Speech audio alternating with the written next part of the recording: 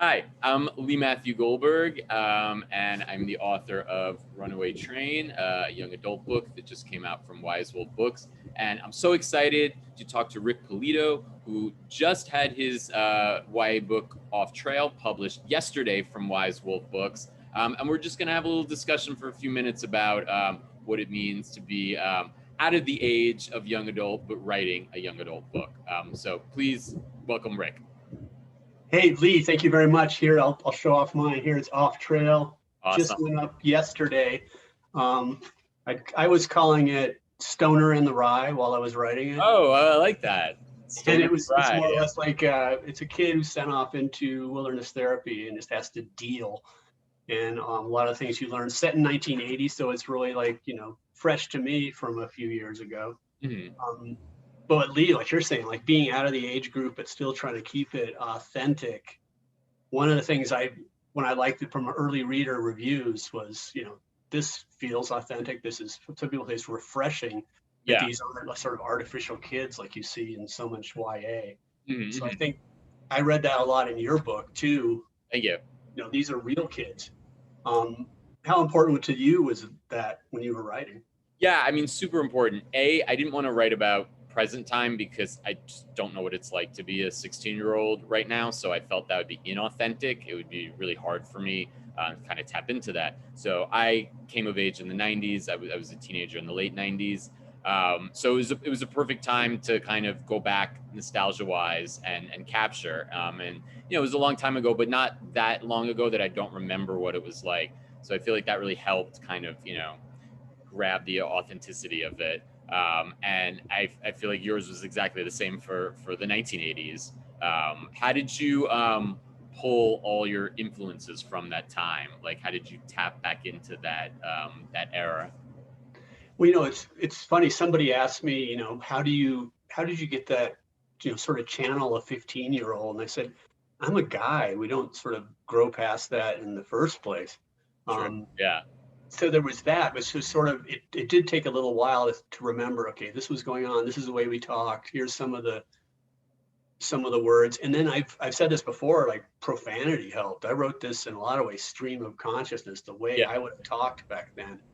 And there was actually a point where, and we should say, do we say F bomb or do we give a fuck? Can we just say You fuck, say right? fuck. Yeah. Yeah. I Yes. I went through and there were 120 times. I cut it to 40 or so, Mhm. and people still said, God, that's a lot of fucking F bombs. It's crazy because I mean, to me, it's just a word. It doesn't really. I mean, I love the word. I use fuck a lot. It's so universal in a lot of different ways, but it's lost its edge. Like, is anybody really like clutching their pearls these days, seeing fuck, in a book or anything? To me, that's outdated. That anybody would really be so alarmed by the use of that word. And yet you don't see it in a lot of young adult. True. You Yeah. see it, Yeah. it's sort of cleaned up, and people are kind of nice to each other, and people are conscious in all these different ways that doesn't feel realistic. Like as you said before, we're not teenagers today, Yeah. but I think making it feel real is, yes, they're mean to each other. It's not Gossip Girl mean, but it's kind of the way people talk to each other and the back and forth that I think in a lot of the young adults I'm reading, it's like, God, these are admirable kids. And I don't think, you know, how many of us are admirable when we're Yeah, teenagers? it's like they're polished a little too much to make them, more likable. I know with the publishing industry in general, likable is a very important thing. For editors, for sellability, for book clubs, for all of that, they like likable characters. When you have a character, that curses a lot. In mine, my character goes really off the rails. There's drugs, there's sex, there's rock and roll. And I've gotten from reviewers who even liked the book, who oftentimes found the character unlikable. Did you come across that in terms of like the swearing with yours, or have you felt that people have really embraced him as a character? I think that the characters people are liking them. I think there's, like I said, it's that authenticity thing that people are calling out. It's like somebody said, these are teenagers. They really are, not as the way adults wish they were. I think It's also because you use humor so well in the book, and the character himself is so funny, the voice is so funny. that a little thing he does here and there, like, lets it slide a little bit more. Somebody's like, oh well, he did this, but he's so funny. Like, it makes him more endearing, and you connect more to the character too. I found myself sort of doing the same thing where my character's really funny, and I think her humor allows her to get away with a lot more than she would have otherwise. Yeah, and being able to write in first person, I think, is a sort of an immediate way. So you're not just, you can get those feelings in there in a way that you're not always sort of implying them. And as someone said, when you're writing first person, it's not just someone holding the camera, it's someone holding the camera and having all the feelings. It's Yeah, not yeah. just I what mean, they're observing. a good amount of YA. I know middle grade is usually third person, and YA is usually first person. It makes sense because it's, teenagers figuring out emotions. They're going through a lot. It's very up and down. So I think it really works to kind of have the voice be the main driving force of the book. Um, what made you want to tap into young adult writing?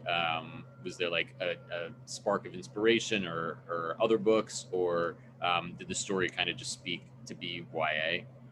Well, it's funny, this story goes way back to me. I was a newspaper reporter and I covered these kids who went through a semester of experiential education.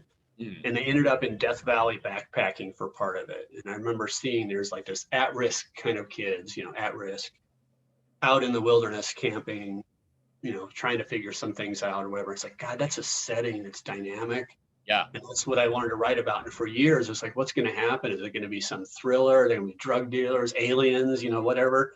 And finally, it was just like, hey, let's just put them out there and see what happens. And Mm. let's make this character. And then let's let this character's voice really guide a lot of what happens. So everything was done, from minute to minute. I didn't know from paragraph to paragraph, I didn't Really? know what was going to happen. Yeah, because they'd say, it like writing by the seat of your pants. Some people are plotters and some people are pantsers. So this book really was a pantser book. Yeah, it was about creating these people and letting them go. Mm-hmm, mm-hmm. So there was that original inspiration of actually witnessing something like this. Yeah. And then it's sort of in the back of my mind, what's it going to be? What's it going to be? And then finally, let's just find out what's going to be by having these characters. And the voice, like I said, guided so much of it. And like making the voice have, I said, authenticity. It will mean fears and insecurities and F-bombs Mm-hmm, and the mm-hmm. rest. But one of the things I wanted to talk to you about too was the whole thing with drugs. Like no one uses drugs all the way through my book. And that was never my intention Yeah. to leave that out. It's just the way the story went. And part of what I was thinking about is what I wanted to get across is the whole sort of stoner culture wasn't an after school special where everybody died. Yeah. Or it wasn't Right, Cheech right. and Chong where it was a crazy farce and doing all this stuff. It was just sort Something of, the kids did, and it was normal, and that was yeah. adolescence. Yeah. And I don't know how often I see anywhere in where it's treated that way in young adults or Yeah. any culture where it's everybody has to either, like I said, either mainly you're going to be in rehab or you're going to die or you're in a car accident. It's all after school special, or it's the Pineapple Express and Cheech and Chong or something. Yeah, I mean, it's almost like the drama that's pushed the most, to like squeeze the most drama from like potential drug use. The initial draft of my book, the character was into she's into pot and alcohol in the draft that was published, but in the other one, there's a lot harder drugs, and that was all really nixed, just because I think it sets a bad example. It wasn't really necessary for her character and for the story. So I feel like I learned a little bit about writing young adult through this. I mostly write thrillers, so I write books with people just doing really evil things to one another, and yeah, it's like anything's game.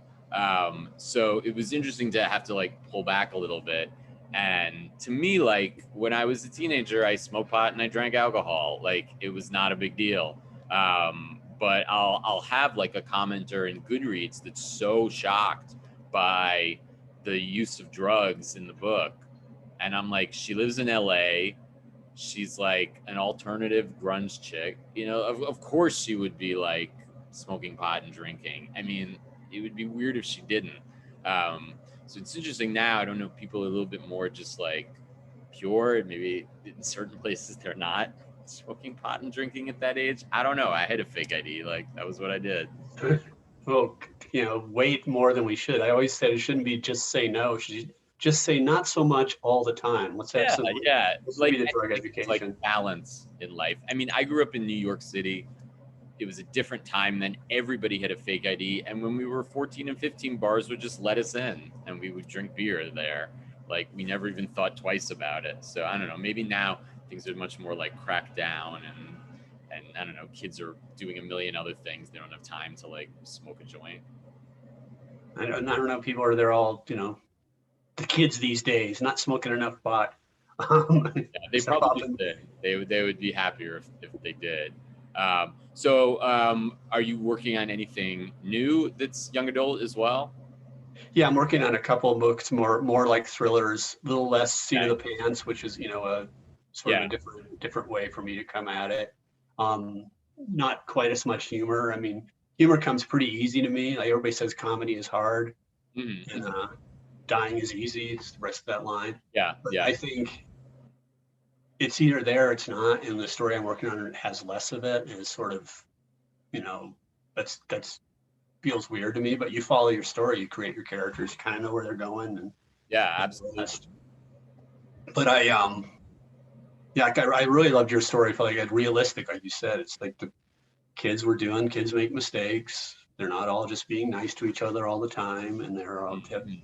worries and fears. And I wanted to get that across. I think we're talking about people bringing up drugs in your book, and someone actually they said that that's one of the bounce was all the drug references. And this thing is built on. He gets sent to wilderness therapy because his parents find his sister's weed in his closet.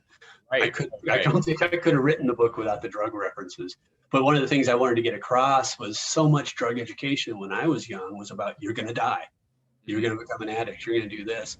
And what I want to get across is you're going to be really boring if you do this all the time. And Yeah. often said if the drug education was if you smoke pot all the time, you're not going to get laid, that would have worked for me. But that I was going to die and I was going to be a junkie on the street, I could see that not happening all around me. No one pointed out. I could also see, people not getting laid. Like with the 80s, I mean, I think this happened like just after your book would take place, but you really had the Nancy Reagan just say no, like, so drugs just became this enemy, and it was the war on drugs, and it was like drugs are in every corner. And I remember being really little and like being fearful of drugs, that like that could happen to me, that somebody would like give it to me and I wouldn't be able to, you know, not say no, and Nancy Reagan would be like in my face, and um, it was such like a manipulative almost way of kind of latching onto an issue, and I think it's interesting that like the way that you're talking about it, where yeah, I mean, had they come at you in a different way, it might have been even more. It might have made more sense, and it might have actually worked better for a kid to say no. Well, just it's kind of boring and kind of lame, and it's really not that interesting or exciting. The takeaway is sort of there's a little bit of forbidden fruit aspect in Yeah, that, yeah. but the whole idea that hey, this isn't really all that much fun when you Mm. think about it. It's sort of boring. You're sitting around, and you got to give people something to say yes to while you're saying just say no. Um, and that's one of the things. If there were drug education were more like that, I would have taken it. So I wanted to kind of get that across in my book is sort of how it can be kind of lame sometimes. It's not Cheech and Chong. You're not going to die. You're really just going to be boring. Yeah, I mean, I think that's the best way to go about it. It's hard because you don't want to like, you know, you want to be able to say whatever you want to say as a writer, obviously. But with YA, it's a little more restrictive. You have to kind of follow certain kind of tropes and almost certain rules in terms of kind of sex, drugs, and violence that are they're allowed almost. So was that in your thought process while you were writing it at all, or did you just kind of go for it and not even think about like the rules of YA? I didn't think about the rules hardly at all. I mean, I've read extensively in the genre, but I didn't think about I can't do that. I can't do this. Like I said, it was a total seat of the pants experience. There's so much that felt organic, and I think that's part of what comes to the authenticity. Is like there's it's inspired by real things I saw. There's Yeah, yeah. now you have to people read it and ask me what things were real. Was this the real part? I felt when I read it too, I was like, I wonder if he had this experience, if this was, obviously not all nonfiction, but that some of it was pulled from your own life when you were that age? Yeah, actually, I don't want to do any spoiler alert stuff. Otherwise, I'd give some away. Yeah. Um, but I mean, a lot of it's just to have fun. I mean, I think the fact that it wasn't plotted out helps it be more authentic. And I don't know how you come at what your model is for writing, but I felt that in yours, that you were following, you create your characters in a situation and you see where they go. Yeah, mine was completely plotted. But it's awesome that it didn't come off that way. Yeah, the first book I wrote, I did Seat in My Pants, and it took me many, many, many years. And after that, I was like, I'm just plotting everything. For me, it's so much faster, and I think in a very like filmic way. So I almost picture books as like long films or miniseries. So it helps me when I'm sitting down at, when I'm writing for the day, that I know the chapter and just like a little like paragraph about what's going on in that chapter, that moves the plot forward. And a lot of times, like 70 to 80% winds up sticking. And then as you get towards the end of the book, kind of starts unraveling a little bit, and you add and you subtract a little bit. But yeah, I think also because my book is like a mixtape. So it's like each chapter is a different grunge song. So I had to really come up with the whole time, even before I wrote it, like what song was connected to each chapter. So that was almost the start of the outline. It was like, okay, this song is Smells Like Teen Spirit. All right, the chapter is going to be somewhat alluding to that song, or be about the song, or the song is playing in the background. So that was kind of the first, instance of an outline. What about the ones you're working on now? You said because it's a thriller, you're Yeah, it's a thriller. I need to sort of know where they're going to end up at the end and who the people were along. But it's still, it's shaped by things that happen. Mm-hmm. Yeah, thrillers sort of have to kind of outline a little bit, just because it's so plot driven, and you don't want the plot to ever kind of like sag a little bit too. So I think it helps, and then maybe to have like the spirit of pantsing while you're plotting. Yeah, I think that was the hard biggest adjustment for me, sort of getting closer to that. But I look forward to another seat of the pants one, and another funny one coming down, because I'm having so much fun with this one. Yeah, it's really great to see people out there with it. I know that's the best. That's the best thing, and especially now that it's coming out, really is coming out at a good enough time where like things are starting to open up a little bit. So maybe even like an in-person appearance that you could do like down the road. Yeah, I've got a reading next week in Lafayette, Colorado. Okay, awesome. Very, very cool. They're coming up in Boulder. What I'm thinking, you didn't write a book, you wrote a mixtape. And I've been talked to other people that say, oh, you can't write stuff that's set in the olden days. I'm thinking it's 1980s, Stranger Things. Everybody's talking 80s. What's the pushback you're getting, or are you getting any pushback? I mean, it's sort of twofold. There's the nostalgia factor. So to write a YA book set in now a historical era like the 80s or the 90s, you kind of get readers who came of age of that time that want to read about it. So the book, and this has happened with mine, it's kind of split between young readers and readers my age.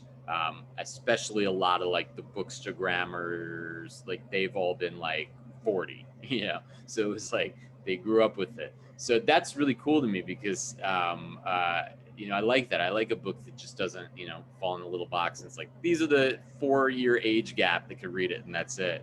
But you also do have some young people reading it that the book feels very alien to, and some of what happens in it, my character's a 16-year-old girl, so I'm a guy writing a girl character, which is tricky these days. You really have to kind of like walk a line. And I would say 90-ish% of readers have said that it was a really great depiction and that I honored the character a lot. And every once in a while you have somebody who, doesn't feel that way. And, for me, it's like, you can't please everybody. And, love or hate, I think, is a good reaction to a book. When somebody's bored, that's a terrible reaction. Somebody's, like viscerally like connected to it, even if it's hate, At least it's something. At least it, got them to think. Yeah, it's funny. One of the things when I set out to write it was I didn't want them to have telephones. That was part of what I said Yeah, in 1980. same. That Phones would come make along and total ruin everything. yeah. What challenge can you have that you're not going to solve in some way with your phone, right? It's true. Your book would have been a very different book had it been 2021 in terms of. Yeah, I mean, most of the time they're out in the wilderness, they wouldn't have had it, but it would have been different in some way or another. Because once you give Yeah, that's this, true. Actually, yeah. They've been so far out. Maybe they even would have had reception. Yeah, I could have written around it, but I just didn't want them to have phones. That was part of it. I didn't want them, I don't. That's one of the things when you read, a certain amount of young adult and they're just texting each other. It's like, oh God, I know. I don't want to Yeah. read another text. Well, I mean, and also just like for yourself as an author, I know I felt this way. It was just a pleasure to go back to a different era. So, for me, it was the 90s, for you, it was the 80s. Like, I wrote this book during a chunk of like the Trump presidency into COVID. It didn't seem like present time was so amazing that it wasn't nice to kind of take a break from that. So for me, it was a pleasure just to be back in the 90s. I don't know if you felt the same way. A certain amount, but there's plenty I didn't miss from back then either. So Yeah, true. I guess all no time is perfect. But I don't know, especially with like the music, it was just a pleasure to like reintroduce myself to all these great songs from when I was growing up. Same with you, like 80s and 90s, like great music. I don't know. I think it might have been the opposite for me. And like with Yeah. 1980, I'm set in and sort of the embarrassing kind of he has to think about. He actually gets quizzed about what band do you like, and I say Right. that's the college entrance exam question of teenhood. Yeah. Really give yourself away of you're not cool because you want that, and that kind of thing never ends. I didn't think I'd still be getting tested on how cool I am based on my music, and that's that still goes around. Completely true. And the problem is now I wouldn't know a lot of bands that are cool. Probably have not heard of them. We'll see. I have teenagers I can call. Okay, that helps. Yeah. So these newer books that are set in modern time, I have like the ultimate critic is a teenage daughter. I mean, I think that's the best, especially for writing YA. It's like have your teenager give it a smell test, for a present one and see if it passes. And if they give it the okay, then I think that's the best first, review that it could get. Yeah, they like our whole conversation today is about keeping it authentic, keeping it real. My God, they'll shut you down and tell you what's not real, what's real. And my kid can call me out on stuff all the time. That's what they do. That's their job. Have they enjoyed the book? They haven't read this. They haven't read Off Trail yet. Really?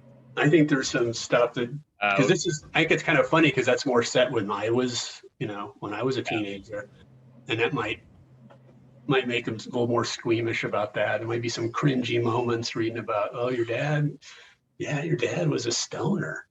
Yeah, I never thought about that before. Maybe when they hit 18, you could be like, okay, now you could read it. Now you can like see what it was like. Well, Rick, this was a pleasure chatting with you about young adult books. Give it a hold up. Yeah, here we are. It's doing it again. So Off Trail by Rick Polito. It's out now from Wise Wolf Books, Kindle, paperback, and please pick it up. It's hilarious. It's great. It's fun. It's a throwback. And I think it would be a perfect like beach read now that we're hitting the summer season. So yeah, please check it out. And thanks so much for chatting about young adult books. Yeah, and I'll say the same for Runaway Train. I mean, it's a gripping thing. I've said this before about it is everybody, when you're a teenager, you need to get somewhere and you're urgent to get there, even though you don't know where you're going. Yeah, it's true. That's why I think it's going to take 3 books to get her where it's going. Yeah, I don't have a sequel to this one, but something will come up. Hey, thank you, Lee. This has been really great. Absolutely. And yeah, it was great to actually finally like not quite face to face, but video face to face. Just face to face is we're getting. Although now I'm actually seeing people that aren't wearing masks and stuff. It's alien. Yeah. I'm ready to live again. All right, Rick. All right. See ya. Take care.